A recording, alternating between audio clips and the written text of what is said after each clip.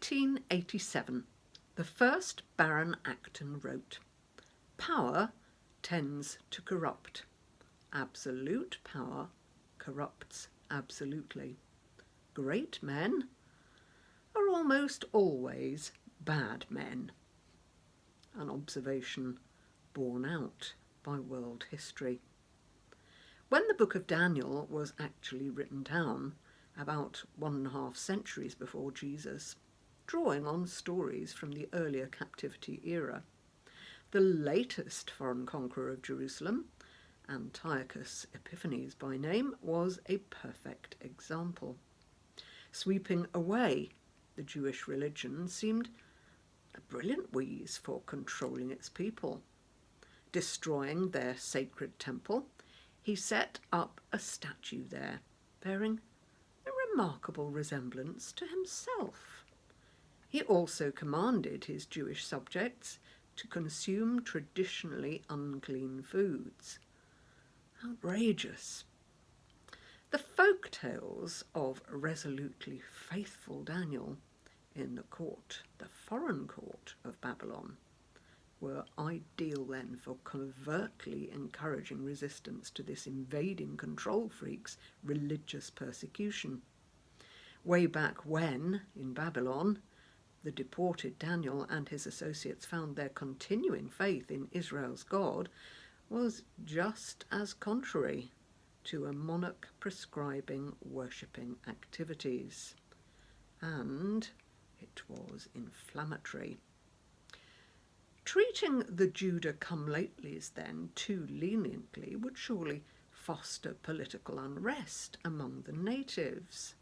Important Babylonians quickly realised that they could manipulate the king's underlying fear, exploit his ruthless tendencies to destroy these Jewish cuckoos who wouldn't accept local religious laws. Bricks. The whole city was built of them. We had plenty of clay, dug out from vast defensive ditches, moats and canals. Our artisans had become expert manufacturers, alongside classy ceramics and metalwork. His Highness building program was already in full swing, a surefire way of making his supremacy unmissable. Furnaces and kilns were everywhere, their chimneys lighting up the nights. I don't know what made Nezer realize that those industrial plants might have other uses. Maybe it struck him on one of his royal visits.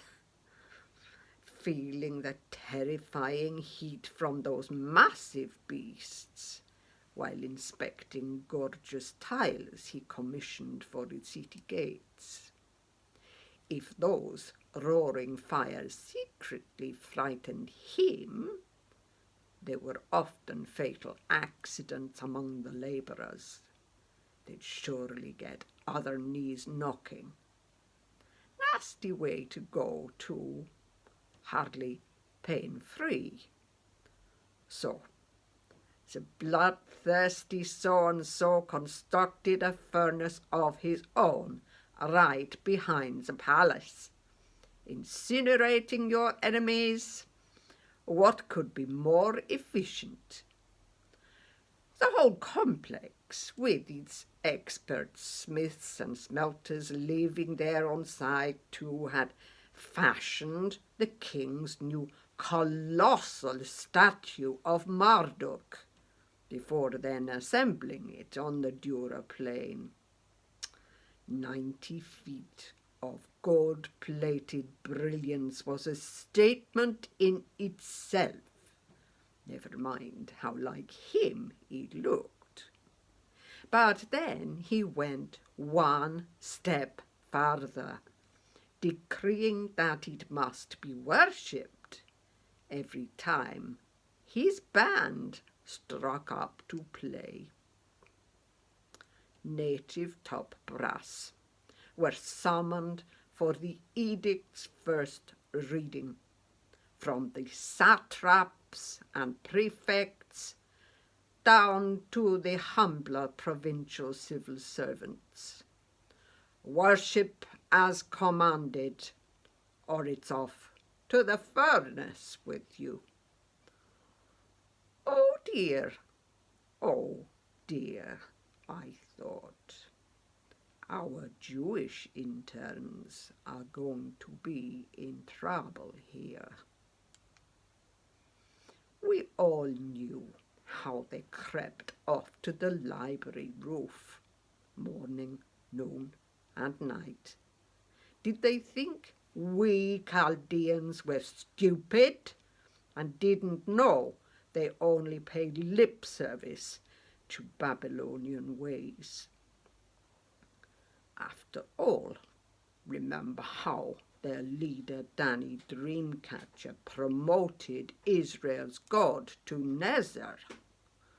That stunt with the dream of his might have saved our necks, but it pushed him straight up the ladder too. What about us, dedicated royal servants for years? Still, Dan the man wasn't here to protect his three besties now. Shadrach, Meshach, and Abednego, stuck up little toadies, vegetarians, way too special for Babylon's names even. We knew how they reverted to type, chatting in their own lingo, and that whenever they thought we were out of earshot. They were not welcome, coming over here, taking top jobs, getting free lunches, prime housing, when really they should be our slaves. Tcha. Have they never heard the old proverb, when in Bab, do as the Babylons do? Time to teach them a lesson, I thought. So, taking a few of the others for support, I gained an audience with His Majesty. In my very best, defending kingly authority and upholding national values tone, I told him straight, those outsiders do not serve your gods or worship the golden statue you set up. Ha ha! A red rag to a Babylonian bull. Instant summons for them, and Nezer doesn't mince his words. If you do not comply immediately, I have my own furnace. Surprised, he gave them a chance to recant. But properly outed, those jumped up Israels calmly stood their ground. Where is the God who will deliver you out of my hands? The king rashly demands. They were not bothered. Even if their God would not deliver them, they would never worship a mere statue, no matter who had set it up. Enough, he roared, and ordered 7 times more fuel in the furnace. The biggest bruisers of the palace bodyguard trussed up the Jerusalem 3, despite their loose-fitting trouser suits and Phrygian caps all in place. We processed around behind them to the furnace, belching fire and smoke like a dragon. Oh, the bully boys proceeded to shove them inside, but a couple, they got too close, and their tunics caught fire. Not a pretty sight. Still, in the Israels went, dropping over the sill right into searing heat. We moved nearer. Nothing could survive that. Surely instant combustion.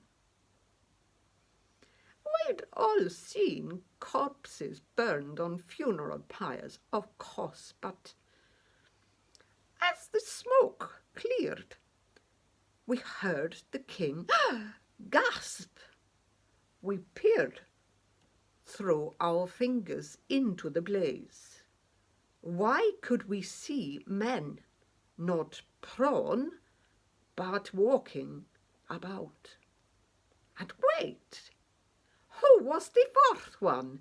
Right in the middle, white hot like molten metal, shimmering like Marduk's idol, only smaller and alive. The king, he edges closer still, and after checking that everyone else can see same, he yells at the recusants and he calls them to come out. Servants of the Most High God, he calls them, and out they clamber. Neither singed nor smoky, not even the ear flaps on their caps. My plan clearly had backfired. It seems faith in Israel's God can make you fireproof.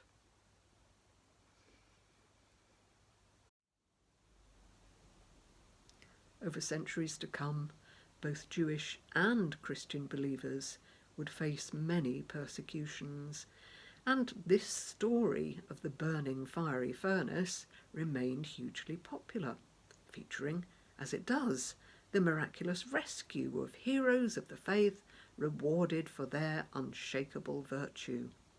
Unsurprisingly, the more extreme the persecutions, the more faithful believers clung to the tale for encouragement.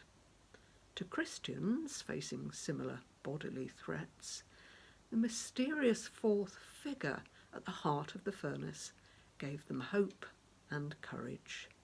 Maybe that was Jesus himself.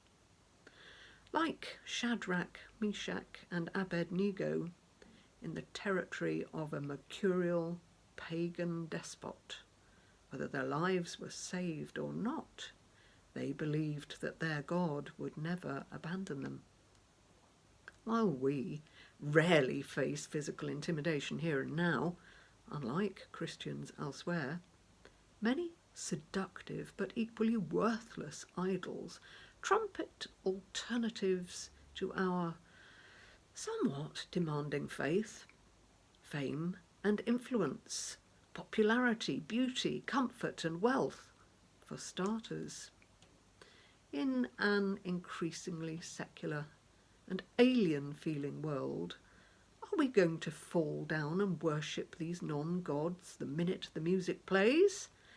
Or has our prior commitment actually rendered us fully flame-resistant?